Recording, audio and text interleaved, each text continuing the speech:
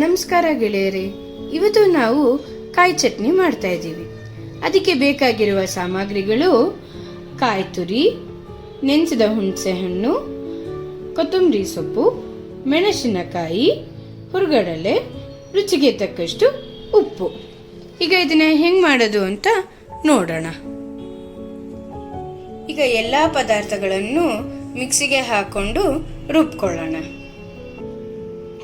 ರುಬ್ಬಿರೋದನ್ನೆಲ್ಲ ಇವಾಗ ಒಂದು ಬೌಲಿಗೆ ಹಾಕೊಳ್ಳೋಣ. ಈಗ ನೆಕ್ಸ್ಟ್ ಒಗ್ಗರಣೆ ಕೊಡೋಣ. ಈಗ ಒಗ್ಗರಣೆ ಮಾಡೋಣ. ಈಗ ಒಗ್ಗರಣೆಗೆ ಎಣ್ಣೆ ಹಾಕೊಂಡಿದ್ದೀವಿ.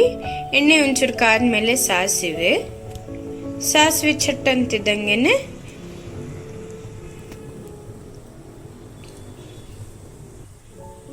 ಈಗ ಕರಿಬೇವಿನ ಸೊಪ್ಪು ಹಾಕೊಂತಿದ್ದೀವಿ. ಒಳ್ಳೆ ಘಮಕ್ಕೋಸ್ಕರ ಇಂಗು. ಈಗ ಇದನ್ನ ಚಟ್ನಿ ಮೇಲೆ ಒಗ್ಗರಣೆನ ಹಾಕಿದ್ರೆ ತುಂಬಾ ಚೆನ್ನಾಗಿ ರುಚಿಯಾಗಿ ಇರುತ್ತೆ ಚಟ್ನಿ. ಈಗ ಚಟ್ನಿ ಸವಿಯಕ್ಕೆ ಸಿದ್ಧವಾಗಿದೆ. ಇದನ್ನ ನಾವು 1 ನಿಮಿಷದಲ್ಲೇ ಮಾಡ್ಕೊಂಡ್ಬಿಡ್ಬೋದು. ಇದನ್ನ ನಾವು ದೋಸೆ, ಚಪಾತಿ, ಇಡ್ಲಿ ಎಲ್ಲದಕ್ಕೂ ನೆಂಚ್ಕೋಬಹುದು. ನಾವು ಮಾಡಿರೋ ಮೆಥಡ್ ಸುಲಭವಾಗಿದ್ದರೆ ನೀವು ಮನೆಯಲ್ಲಿ ಟ್ರೈ ಮಾಡಿ ನೋಡಿ ನನಗೆ ಕಮೆಂಟ್ ಮಾಡಿ.